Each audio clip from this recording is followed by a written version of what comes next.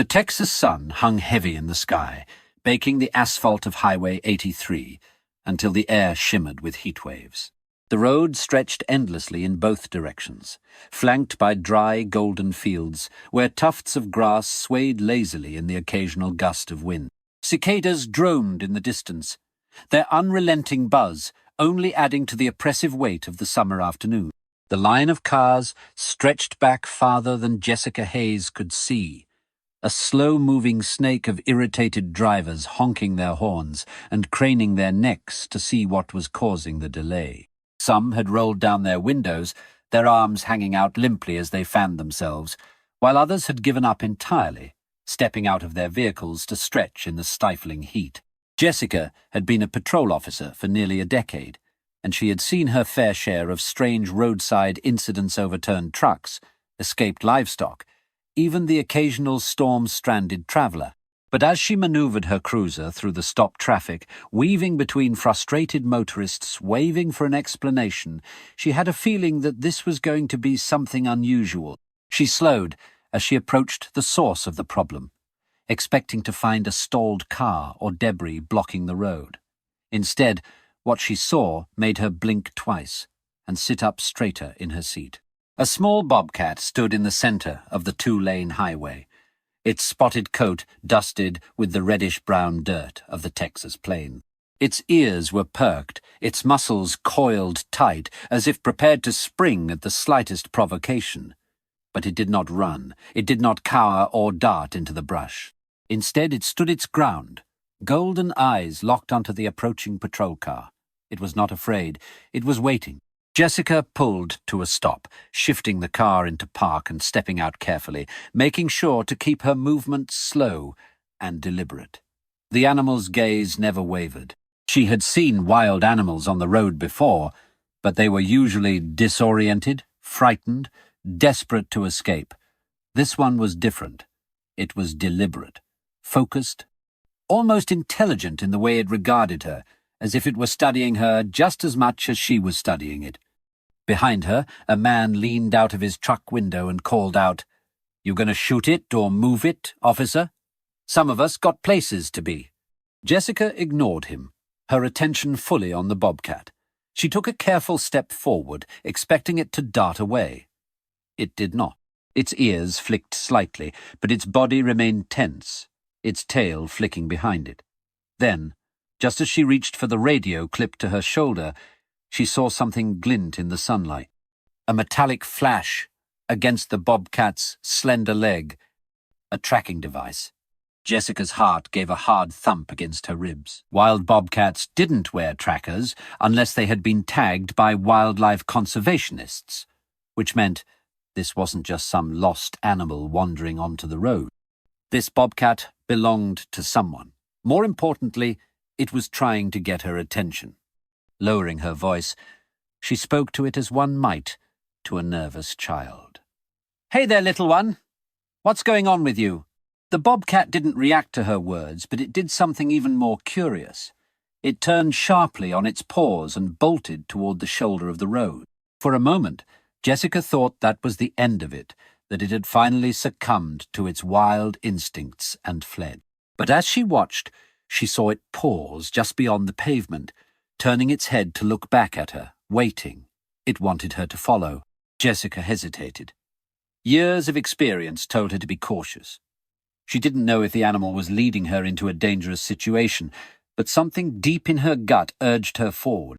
There was something about the way the bobcat moved, the way it had chosen to stop traffic rather than simply running. It had a purpose, and she needed to find out what it was. Bringing the radio to her lips, she called in to dispatch. "Dispatch, this is Officer Hayes. I've got an unusual situation on Highway 83.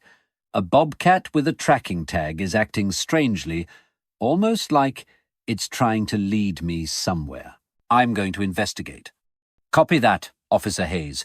Wildlife Control is tied up on another call, but we can send backup if needed. Keep your radio on." "Will do." She clipped the radio back onto her belt and took a steadying breath before stepping off the asphalt and into the dry brush. The bobcat didn't bolt. It waited for her to close the distance, then turned and trotted ahead, weaving gracefully through the scattered mesquite and sage. Jessica followed, ducking beneath low-hanging branches, her boots crunching against dry twigs and dirt. The heat was relentless, sweat already forming on her brow as she kept her eyes fixed on the small, determined creature ahead of her. The highway noise faded behind her, the frustrated honking of cars replaced by the rustling of leaves and the occasional bird call. The deeper she ventured, the more surreal it felt, like stepping into another world, one where the rules of human logic no longer applied. The bobcat moved with certainty, never hesitating, never stopping to sniff the air or reconsider its path. It knew exactly where it was going, it just needed her to come with it. Jessica's mind raced with possibilities. Had the animal been trained? Was it leading her to another tagged animal? Or worse, was someone out here, hurt and in need of help? The bobcat picked up speed, glancing back just once as if to make sure she was still following. Jessica quickened her pace, pushing through the tangled vegetation as adrenaline kicked in. She had no idea what she was about to find, but one thing was clear. This wasn't just a wild animal. This was a message, and she was the only one who could receive it. Jessica moved swiftly but carefully, following the bobcat deeper into the wilderness beyond the highway. Every rational part of her training told her this was a bad idea. She had no idea where the animal was leading her, but something about its determination, its sheer insistence, told her she had to follow.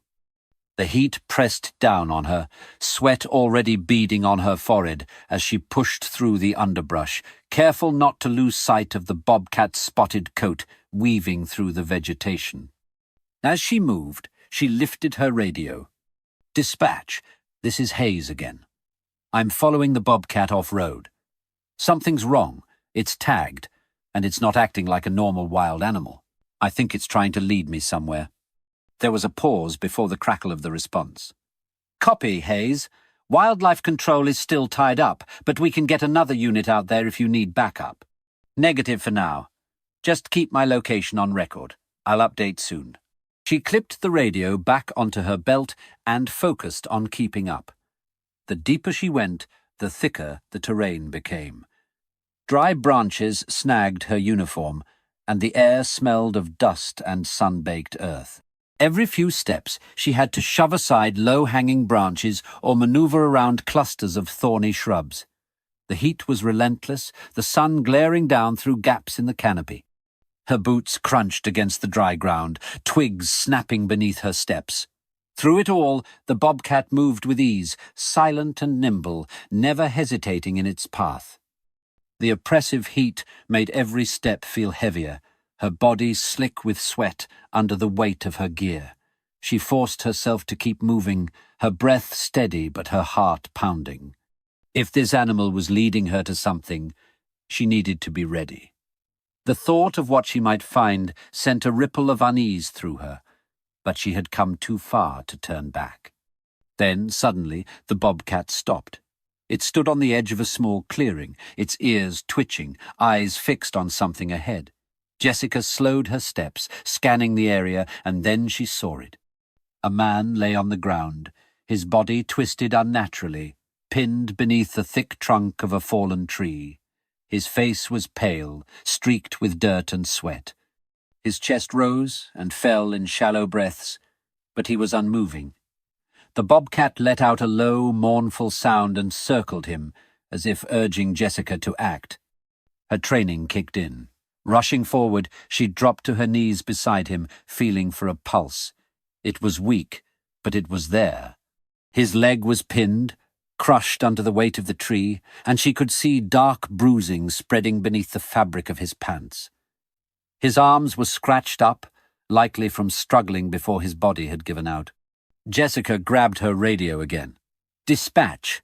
I've got a male, unconscious, pinned under a fallen tree. He's alive but in bad shape. Request immediate medical response." "Copy, Hayes. EMTs are en route. Sending coordinates now." She exhaled, nodding to herself, then turned her attention back to the man. His backpack lay a few feet away, partially unzipped, revealing scattered papers and a notebook. She reached for it, flipping open the cover. Inside were sketches of bobcats, detailed notes on their behavior, and a name scrawled on the top of the page. Dr. Thomas Reed, wildlife biologist. Her eyes flicked to the bobcat, still pacing beside him, tail flicking anxiously. Dakota, she murmured, recognizing the name from the notes. The bobcat let out another low whine, stepping closer but still wary. So, this is your guy, huh? She didn't know how long he had been out here, but it was clear the animal had been trying to get help.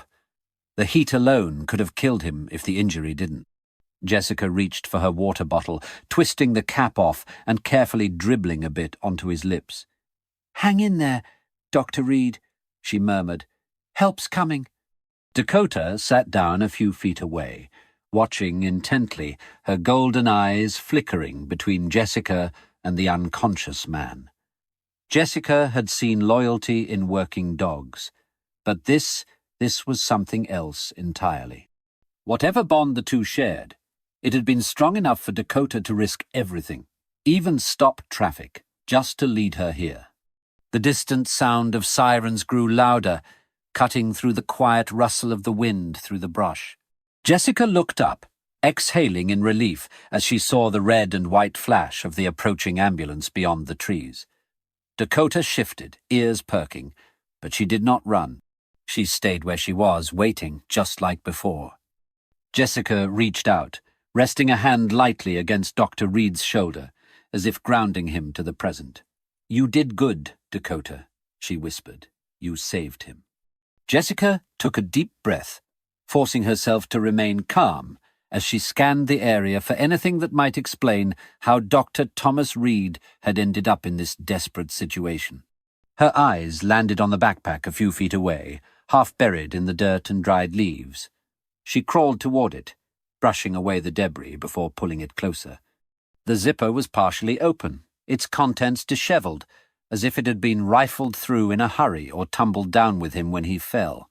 Inside, she found a metal water bottle, empty, a flashlight, and several packs of protein bars, one of which had been torn open but barely eaten. Then, nestled beneath a folded map, she discovered a weathered notebook. She flipped it open, her eyes scanning the handwritten pages filled with detailed notes. Sketches of bobcats, observations on their behaviors, tracking logs, and scientific annotations covered the pages. Her gaze lingered on the top of one page, where a name had been scrawled in neat handwriting. Dr. Thomas Reed, wildlife biologist. Jessica exhaled sharply. She had heard of Reed. He was a well-respected figure in wildlife conservation circles, known for his work in bobcat rehabilitation. That explained the tracking device on the bobcat. The animal must have been part of his research. She turned her attention back to the bobcat, who still lingered near the unconscious man. "Dakota," she murmured. The name appeared frequently in Reed's notes. The bobcat lifted her head at the sound of her name but remained rooted in place, golden eyes fixed on the fallen figure beside her. Pieces of the puzzle began to come together in Jessica's mind. Reed must have been out here tracking Dakota when something went terribly wrong. Had he fallen? Been injured while setting up monitoring equipment? Or had the tree come down in a storm, pinning him before he could get clear? There was no way to know for sure, but one thing was, evidently had been out here alone for too long, and if Dakota hadn't intervened, he might not have made it through another scorching day in the relentless Texas sun. Jessica glanced at his motionless form, his breathing still shallow but steady. He needed help now. She grabbed her radio. "Dispatch, update on my situation. Subject identified as Dr. Thomas Reed, a wildlife biologist. He's been pinned under a tree, condition stable but critical. The bobcat with him is one of his rehabilitated animals. Her name is Dakota, and I believe she led me here intentionally." The dispatcher's voice crackled in response. "Copy that, Hayes. EMTs are about 5 minutes out. Wildlife team en route as well. Do you require additional units?" Jessica glanced at Dakota, who had curled up near Reed's side, her body still tense but her expression unreadable. "Negative. Just get medical here fast, he doesn't have much time." The minutes that followed stretched on with agonizing slowness. Jessica knelt beside Reed, checking his pulse again, watching the slow rise and fall of his chest. She wished she knew how long he had been out here, how long he had been suffering alone. Judging by his dehydration and the sunburn on his exposed skin, it had been at least a full day, if not longer. Dakota never moved far from him, her eyes flicking between Jessica and the unconscious man. Every now and then she emitted a low, anxious whine, the sound tugging at Jessica's chest. This wasn't just a wild animal reacting to a human presence. This was something deeper, something more profound. The distant wail of sirens cut through the heavy air, and Jessica's body relaxed slightly in relief. She stood as the first responders arrived, waving them toward the clearing. 2 EMTs rushed forward, carrying a stretcher and medical gear, while a pair of firefighters assessed the fallen tree, trapping Reed's leg. One of the paramedics, a tall man with a no-nonsense expression, crouched beside her. "Vitals?" "Weak but stable," Jessica reported. "Unconscious the whole time I've been here. He's severely dehydrated and has possible internal injuries from the weight on his leg." The EMT nodded, already working on Reed as the firefighters assessed the situation. "We need to cut this tree, or lift it off him. If it's been pressing on his leg for too long, there could be major tissue damage." Jessica stepped back, giving them space, but her eyes remained on Dakota. The bobcat had retreated slightly at the noise and movement, but hadn't disappeared. She watched, tail flicking, her body tense, but unwilling to abandon the man who had saved her once before. One of the firefighters signaled, and his partner revved up a chainsaw. The sound sent Dakota darting back into the underbrush, though she didn't go far. Jessica kept an eye on her as the crew worked quickly, slicing through part of the fallen tree before using a hydraulic tool to lift the remaining weight off Reed's leg. As soon as he was freed, the paramedics moved fast, stabilizing him on the stretcher, checking for fractures, and setting up IV fluids for immediate hydration. One of them pressed a damp cloth to his forehead, murmuring reassurances, even though he remained unresponsive. Jessica let out a breath she hadn't realized she was holding. Reed was going to make it. He was in rough shape, but he was alive. As they prepared to load him onto the ambulance, she turned to find Dakota again. The bobcat had inched closer, creeping back toward the clearing now that the chaotic noise had died down. She hesitated at the edge, her ears twitching, her eyes locked on the stretcher. Jessica crouched down, keeping her voice soft. "Hey, girl! He's gonna be okay." Dakota didn't move. She only watched, and as the paramedics carried Reed toward the waiting ambulance, Jessica saw something in the bobcat's Gaysian understanding, a reluctant acceptance of what was happening. She didn't know what would happen to Dakota after this. Would she return to the wild as Reed had intended? Or had she bonded too closely to humans now to survive on her own? That was a question for the wildlife team to determine, but Jessica hoped, in some way, the two would meet again. As the ambulance doors shut and the sirens flared back to life, Dakota gave one last glance toward the vehicle before turning and disappearing into the trees. Jessica stood there for a long moment, watching the place where she had been, before finally turning back toward the road. The mystery had been unraveled, and it had all started with a little bobcat who refused to be ignored. The paramedics worked efficiently, securing Thomas onto the stretcher, checking his vitals, and ensuring his airway remained clear. His breathing was still shallow, but the IV fluids were already helping. One of the EMTs gave Jessica a nod. "He's stable. We need to get him to the hospital fast, but he should make it." Jessica exhaled, relief washing over her. She turned her gaze to Dakota, who still lingered just a few feet away, her golden eyes locked onto Thomas. The bobcat's tail flicked anxiously, her body tense, as if she was debating whether to run or stay. Jessica took a careful step toward her, lowering her voice. "He's going to be okay, girl. You did your job." Dakota didn't move.